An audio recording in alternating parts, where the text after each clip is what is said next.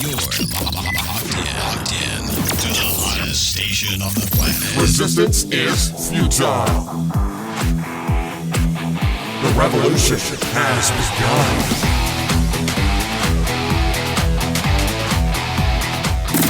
You're listening to Rebelpreneur Radio, helping you break the rules and build the business you need for the life you want. And now, broadcasting his pirate signal from somewhere beyond the status quo, here's your host, best-selling author, marketing and media strategist, Ralph Brogden. Hello and welcome to Rebelpreneur Radio. It's the show that helps you build the business you need so you can live the life you want. I'm Ralph Brogden. Well, in the day and time that we live in, the hub of your business, at least as it concerns customers and where they are, the hub of your business is your website. Regardless of the type of business that you're in, you're going to need a website. There's lots of tools out there now that you can try to tell you you don't need a website, but I got to tell you, you need to build your website, have your platform to get people into your marketing process. Don't trust that to some third-party thing. Even if it's Facebook, you still need to build your platform for your marketing and media presence online. So there's lots of options, lots of things to choose from out there. But the most important thing is highlighting your unfair advantage through your marketing and website. And to help us dissect what that means and how that applies to you, I'm speaking today with Chris LaFay. He is the founder and the CEO of Classic City Consulting, an Atlanta-based web design and development company that partners with businesses across the USA, some that you have probably heard of, such as Home Depot, AutoZone, and many more. Chris LaFay, welcome to welcome to Rebelpreneur Radio. Thank you so much for having me today. I really do appreciate it. I'm so excited to have you on. I misconfabulated the name of my own show. How do you like that? So excited. Oh, that's wonderful. I love the word that you just used there too. That was a great one there. Misconfabulated. That was wonderful. Yeah, misconfabulated. I've been at this for a while, and if I keep on, eventually I'll get good at it. So practice makes perfect.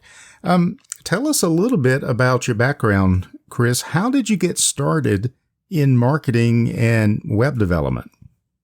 So back in fifth grade, there was this book fair at my elementary school. And this is when all the cool kids were grabbing Harry Potter off the shelves, right? So since I didn't really get into that at all, I grabbed this book off the shelf in fifth grade about how to build your own website, because for whatever reason, the little mouse on the front cover just looked so intriguing to me. No idea why, but that's apparently who I was in fifth grade. And apparently I knew what I wanted to do all the way back in elementary school. Sure. And so I grabbed this book. Me and my dad built this little computer for me. I built this website all about one of my favorite baseball players back in the day. And thus begins the journey of building websites back in fifth grade. I actually closed a client for the grand total of $100 when I was in seventh grade. Wow. So learn how to make money quickly, needless to say. And so my brother's about 10 years older than me, so he was in college during this ramp up time, if you will. And so he was getting a business degree, and he decided when he was at college, hey, why don't I use my business degree in marketing and finance and actually help my brother, not get ripped off by only getting paid $100 to build a website that took him 100 hours to build. So we started a little business together over the coming years. And to make a ridiculously long story short, cutting through all the fluff of, grade school and college, his business is running strong. He's doing a lot of print and some web design. And eventually I kind of broke off from that and started my own web development firm. And we still do quite a lot together, needless to say. But that's where everything got started back in fifth grade. It was, again, I don't know why, but I'll take it. It's just something in you that clicked. I remember messing around with a computer, an Atari 1600 XL, and writing programs in BASIC. I guess the clues to your destiny you find very early in your life, even if sometimes you don't connect the dots all the way until later on. But you took something that you enjoyed doing and you figured out how to turn it into a business. And from those humble beginnings, you have now worked with some very large clients around Atlanta and around the world. What do you do? What is distinctive about Classic City that's different from most web developers? So our goal is to kind of unearth your unfair advantage. And obviously that's kind of branding in a nutshell. But what a lot of people miss out on, especially people that are trying to build their own websites by themselves, is try to figure out exactly how you're solving a problem for your customers. I prescribe quite a lot. If you've never read it before, Story Brand by Donald Miller. It's a fantastic book. If you're a business owner and you're trying to do a little bit of DIY marketing, I highly recommend starting with Story Brand. It really helps kind of frame up how you position yourself online and through honestly any medium whatsoever. But we're all driven by emotions, right? We're all humans. No matter what business you work in, no matter what product you have, a person is going to be buying a product from another person. It's a human to human connection. And so the goal of actually building a site isn't just to make it look pretty. The idea is to figure out the people that are going to be coming to your website, what problem are you helping them solve? What pain point are they having that you're there to help alleviate? And the reason you're in business, I would hope, is that you do that better than other people. And so trying to figure out, what your unfair advantage is and what problems you're solving for your customers.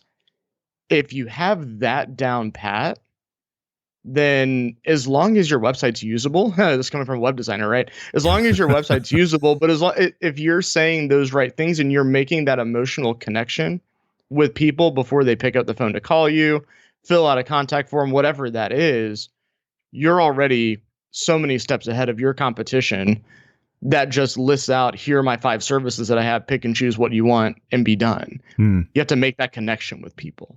That makes a lot of sense. And, myself coming from an agency background, I have seen websites that cost $5,000 to build. I've seen websites that cost $50,000 to build. What's the difference? In terms of the finished product, not that different.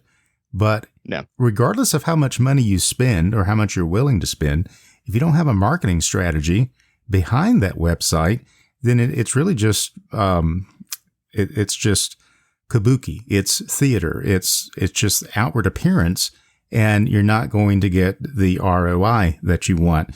You're talking about the unfair advantage.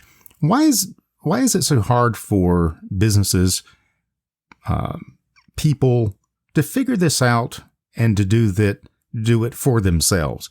What is it about that very simple proposition that makes it so elusive to business owners, to where they really need someone like you and someone like me, frankly, because you and I are basically in the same business, communication and marketing and media. It's basically trying to communicate to other people. What do you do? And what are the problems that you solve? What's the results that you create? But why is it so difficult for people to figure that out by themselves? I mean, as the business owner, or whether you're an owner or, high level up in your organization, you're in the forest all day long, every single day. You're working with your customers. You're working with your team. It's hard to zoom out. In fact, I finally just came to that realization. I've been preaching it to our clients for years and years and years and years. And I was talking with my team about a month or so ago, and they basically had a come to Jesus meeting with me. And they're like, hey, we don't really know what our mission or our vision is for this business. We need to figure this out. And we've been trying to figure that out over the last 2 years. And so finally, about a month or so ago, I bit the bullet and had somebody else that's not me, or in all honesty, one of my friends that knows me well, just has a different business model than I do. I wanted somebody completely separate from my business to come in and take a deep dive, because those people that have those outside perspectives, they can get the 30,000 foot view. they're not going to be tainted by the experience that you have, the clients that you work with, the pros and cons of how you do things and why you do them. They're coming with a fresh slate, and they're willing to be able to say, you're right on this thing and you're wrong on this thing. They don't have years of friendship to balance whether or not they tell you the whole truth and nothing but the truth. Yeah, they're not trying to win, as Anthony Soprano would say, I'm not trying to win any popularity contests here. Nope, exactly. The whole reason I'm paying you is to hopefully have you throw something back in my face that triggers a response from me. Mm-hmm. Because if it does, whether it's good or bad, doesn't matter. You're going to make headway that way. And in order to really figure these things out, you have to talk to other people. You have to let somebody fresh come in with a new set of eyes that sees problems in a different light.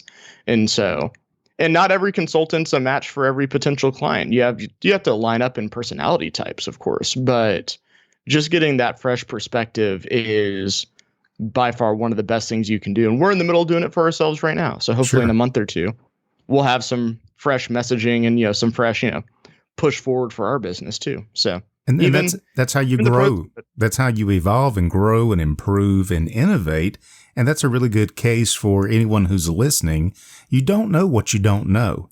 And it's just crazy, I think, to go on an expedition into the forest that you've never been in before and think that you can find your way without expert guidance. So this really has broad application to every area of business, to getting the vision and the mission, the values, and then digging down deeper to who are the clients that we're trying to work with, what are the problems we solve and the results that we deliver. So then, having said that, Chris, what do you think is the biggest challenge with helping people to figure out what their unfair advantage is? If we're saying that this is the one thing that's going to set you apart, what's the big challenge? The biggest challenge is getting outside or away from the nitty-gritty, meaning you're, especially, as a high-level person in a business, you kind of have your hands over everything. You realize that your business is this plethora of different services that you can provide. And one of the hardest parts is to get somebody, we'll just say, sucked out of just looking at your business from a services model. We do 1, 2, 3, 4, 5, 6 different things. Mm-hmm. Getting out of that mindset is probably the biggest piece, because if you can view your business as, this is my brand. The brand is about you. The business is about you, the owner, the high-level executive, whoever it is. The brand has a personality no matter what. You don't go pay $6 for a Starbucks cup of coffee. You pay for the experience and the convenience that Starbucks provides. It's that brand image that they have been pushing out for decades now. And so trying to kind of take away that, remove the mentality of your business is your list of services. That's the hardest part. And if you can get that person kind of removed from that mindset, then you're going to have a lot easier time to make progress. And so that's one of the first things that we do, is we try to tell people, this is what we think you're all about. Doesn't matter what your services are. You're going to have to define this internally anyway, but let me at least give you a starting point based on our conversations. You're not about XYZ services. The reason you personally roll out of bed every morning is for ABC reason, whatever that is. Don't even think about the services. And if you can get that person to have that mindset of, yes, this is why I roll out of bed every morning, this is why I do what I do, your services all fall under as just a means for that mission of whatever gets you up out of bed every morning. So the services are a means to an end. And a great example, because I've been going through this process myself, is, okay, I've got services, right? I do production, I do publishing, I do marketing, I do media and news releases. These are my services. But when you ask me, what is it that you do? If the best I can say is I do these things, then that's really nothing distinctive about that. There's nothing advantageous about that. But when I take a step back and say, what I really do is I help people master their message. And that opens up a whole universe of there's lots of ways that we can help to express that message. It may be in print, may be on the web, it may be in a marketing strategy, in a media promotion. But what am I really doing is I'm solving the problem of helping people to master their message. And in the same way, any business can do that. You brought up a good example there with Starbucks. So regardless of the business that you're in, it's not about the services that you provide. It's the end result. It's the outcome that other people are looking for. Does that sum up the idea in a nutshell? Exactly. I have a quick example in regards to that. One of my good friends, he runs his primary source of revenue, we'll say, is he manages people's podcasts for them. And I've known him for a few years, and I'm one of his sounding boards. He talks to me about all the different ideas he has of how he can make more money and how he could utilize his team to do this, that, and the other. And so he's one of those kind of people that, he gets an idea and he runs with it as far as he possibly can, and then realizes later that he's spinning his wheels for no reason, and he's just tired at the end of the day because this idea that he had just didn't pan out.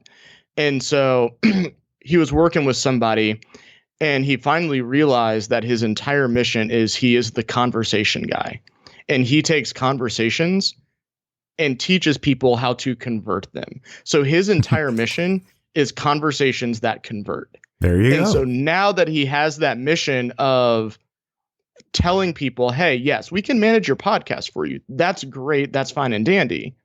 But the whole idea of you even doing a podcast is hopefully that you get some conversions for your business. That's where we really help you. We help you convert the conversations you're already having to business. And that just unlocked just the kind of, owning the different service lines that were underneath that, and really gave him a mission that his customers could grab onto, because now they want to work with him because he is the guy that can convert conversations. So you align yourself. You align yourself with the outcome that the client wants, in the vision that the client has, not so much the services that you want to sell them. Exactly. And that allows you to find better clients as well, because if, people buy stuff from people that they think like them. If I like you, there's a better chance I'm going to buy something from you, even if I don't have the money for it. And so if you're really mission heavy and you push, that exact vision of what you want to do, if people connect with that, they're going to be a whole lot more likely to want to do business with you either now or in the future. And I don't know about you, but I would much rather work with a guy who says, I create conversations that convert, more than the guy that says, I'll manage your podcast for $500 a month. I don't really care about that. I like the other guy, the way that sounds a heck of a lot better. Yeah. It sounds more like a relationship to me. That's a great example of strategic communication. And it's all about the positioning. How do we position this product or this service so that it does communicate? And are you saying that communication, that positioning, that is the unfair advantage, and it's unfair because most products and services don't do that? Bingo. 100% yes. If you can figure that out, and it's not easy to figure that out, that whole conversations that convert thing, it's a simple phrase, right? But getting to that is ridiculously challenging and takes a long time. It takes a lot of conversations with different people, even bouncing ideas back and forth. That's not something that you're just going to figure out in your 1 hour between meetings on a random Wednesday. That kind of thing just doesn't come to you. Now, maybe for some people it does. I mean, I'm not one of those guys. Most people I know are not one of those guys either. But that's one of the things you have to workshop and really work through with, I think, somebody external as well as the people on your team to make sure there's alignment there. Yep, I agree. For someone listening to this and it begins to resonate and they get it. Yeah, I've got this menu of services, but I've never really thought through my unfair advantage, my unique selling proposition, not just from my perspective of what I think I do for people, but from the perspective of what other people think they're getting and what they want, which is more outcome based. What can we begin to do to begin to position ourselves more intelligently in our marketing and in our website? Ask your clients why they stay with you. And that's going to unlock a lot of what you want to hear. One of somebody on my team, actually not on my team, one of my contractors that work for me, they actually went through and read every single review that we have on Google and also on another site called Clutch, which is a lot more long-winded. And he put them all in a Google document and then started highlighting consistent and repeatable phrases. And then he sent that over to me and said, this is what your customers are saying about you. And I've read these reviews. I've read them all. I've never read them back to back to back to back to back and actually analyzed them at all. But when we were working through some of our branding, starting last month, that's one of the things that we looked at the very beginning was, what are our customers saying? Because what they're saying is true. What we think they're saying without looking at it is just our perception of reality, and that's false. Yeah. And so we wanted to start with, hey, what are our customers saying to us? Because that's what matters. And if they're saying things that we don't like, I mean, they could be positive, but it might not fit in line with our vision, then that means we need to do a better job of talking through our vision with our customers. But if the words that they're saying are in alignment with the direction that you're going, that's just extra gas to push on the ignition right there. So that's where I would start. And also reading that Story Brand book as well. Once you have a little bit of a foundation, it's a great book. I cannot recommend it anymore. I love that. And I mean, it's the age old debate around any marketing meeting of what should we do? And somebody says, I like this, and someone else says, I don't like that. And it becomes a big debate back and forth. And the answer is nobody is right. Nobody is wrong. The answer is the market will tell you what is truth. They will give you the response, and whatever the market says, that's the right answer. And you can't get there sitting in a boardroom. You can't get there just rubber stamping something with your opinion. Put it out, make a test, do a campaign, see what the market says, because the market tells you the truth. You can't get the truth on your own. And one thing, sorry, go ahead. No, I'm going on a rant here because I've seen so many ideas shot down before they're even implemented, and you have no idea what the market wants, what the client, how they will respond to things, your prospects. And I'm just saying, let's put that out there. Let's see what the market decides. And I think you'll be pleasantly surprised when you do that. And one of the biggest pieces that I see where people, when they're working on their messaging, their brand image, their tone that they're speaking through, is that there are way too many cooks in the kitchen when these conversations are being had. I hear you chuckling over there. I'm sure you know this very well. We had a client that we were just doing their logo for them. That was it. And so we send them over some logo comps. After we did it, we did a nice little discovery phase with them. And then we sent them over about 4 or 5 different versions of the logo just to kind of, get a quick litmus test of where they were all at. Then about a week later, we get back a Word document that was no less than 7 pages long. And the subject line of the email that had that attachment in it was, I sent this out to 60 different people. Here are their thoughts. Please make changes. And I'm like, oh my gosh, where do we start? This isn't feedback. This is just a smorgasbord of words at this point. So having to talk through with them, you can't make decisions in groups of 60 people, especially for a very, very small business. I'm definitely down with you getting as many opinions on things as possible. Yeah, some things you can like an advertising approach, a marketing strategy, a certain ad. Then you want to let the market decide. But what you're talking about is design by committee or market by committee. And that's a different approach, because I guarantee you, and I've had this happen to me 1,000 times, which is why I'm chuckling, that the people that they are getting feedback from on their logo, it's not people out in the marketplace. It's friends and neighbors and my uncle's brother's cousin's sister's mother who has 2 weeks of experience in design. And these are not valid. This is not valid feedback.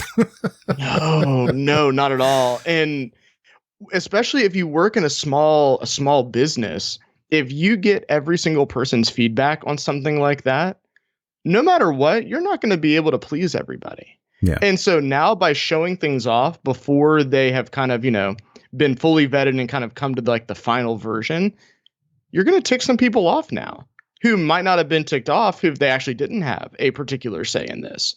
And so trying to figure out where that balance is of what's too much and what's too little, eventually whoever the leader is, and not most people that are listening, is probably you, eventually you have to be the one to make the final decision on things.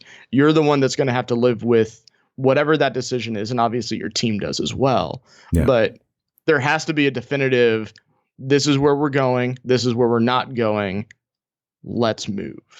And that's the key. Yeah.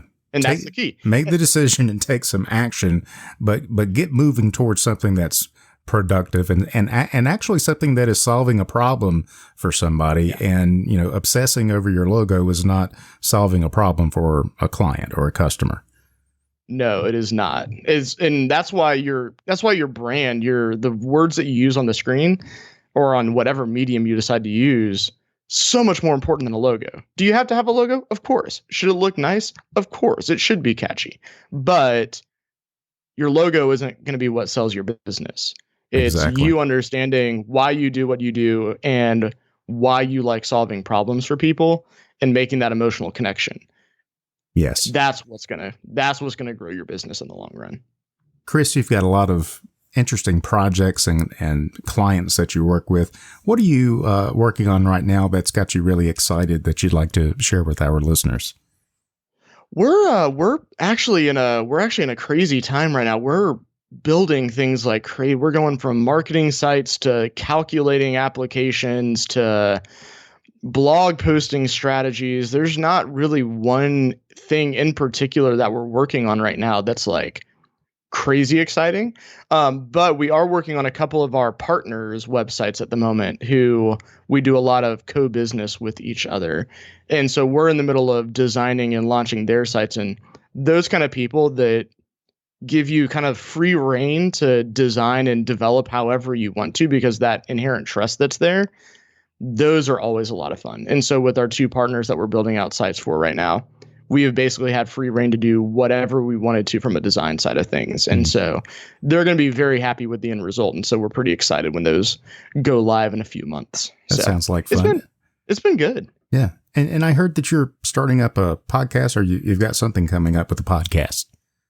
Yeah, we launched about a month ago, Chat with Leaders. And so we're launching 2 episodes a week there where I just get to talk to really interesting people about their stories in leadership and problems that they've faced and how they've overcome them. So it's been a lot of fun. Hosting a podcast is definitely a lot different for me. I've never done anything like it before.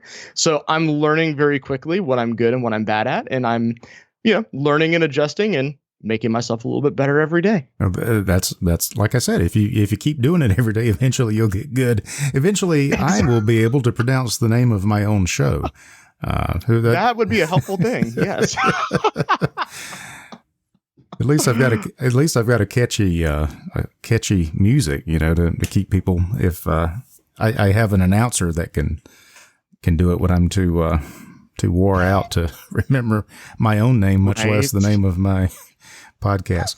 Well, this has been real fun and kind of a trip down memory lane as we think about all of our battle scars in the creative side of working with clients. It's very challenging. It's also very rewarding. And so I appreciate your insight as we learn how to highlight the unfair advantage that everyone has. And I do believe everyone listening to me right now, you have an unfair advantage. But if you don't communicate that clearly to other people, they cannot take advantage of the value that you offer, and so they miss out, and so do you. So I hope that you will take these things into consideration and go check out Chris LaFay at ClassicCity.com if you want to see some of the things that Chris and his team are working on. Very exciting. So, Chris, any final thoughts or words of wisdom that you'd like to leave our listeners with? Yeah, just during learning with a lot of people learning how to work from home and things like that, just grace. Grace is one of the biggest things.